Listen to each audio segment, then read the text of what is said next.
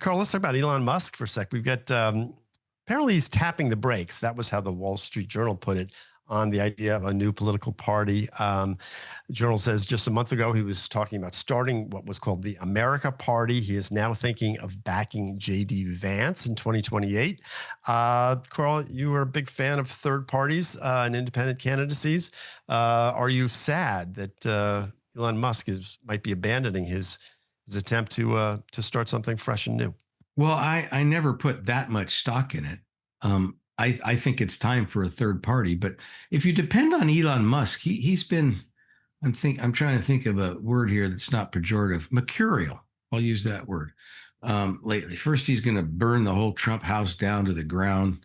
Then he's going to start a third party. Now he's thinking he'll, support Vance. He's new to politics, relatively new, and consistency is not, he's an entrepreneur and in many ways a genius, but he's not, I guess he's not a very stable genius, to use a phrase. Tom, are you surprised by the turnaround, or? No, not at all. I mean, this was always sort of a fool's errand. And I think despite Elon Musk's sort of show of bravado, and I think people took it seriously, kind of, at least some people did, because he has as much money as he has, right? That this might be, help get something off the ground. People who follow politics know that this was probably, never going to amount to much, just because our political, there's just, it is,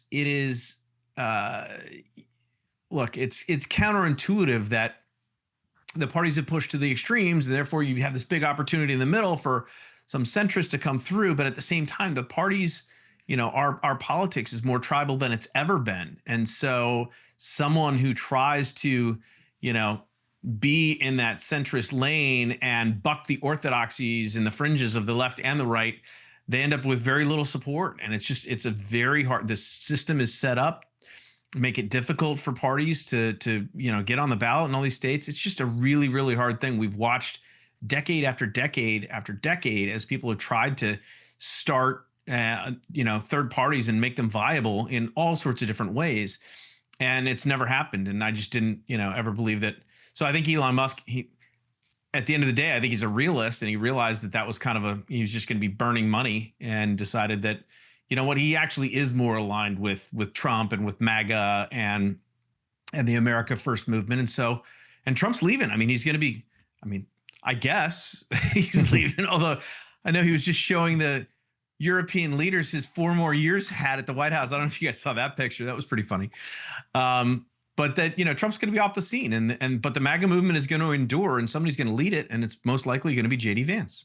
Well, Andy, can I add one thing to that? Tom makes a point. So why is it that if our politics are more, not just tribal, but Manichaean, more left, the Democrats are more extreme left, the Republicans are more populist right, whatever you call this thing that MAGA thing is.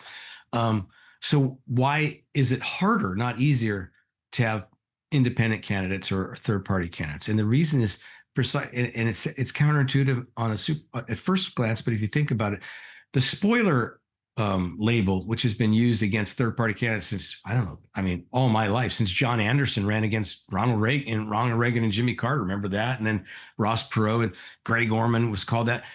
That spoiler label now is much more potent than it was, because Democrats hate Republicans so much and Republicans hate Democrats so much that a person who, when he or she gets in a race and threatens to upset the balance and maybe help the other side, the parties just go ballistic. And so even though we're more divided than we were, and there's more people in the center who are unrepresented by the two parties are more committed than ever to prevent somebody from the middle for running.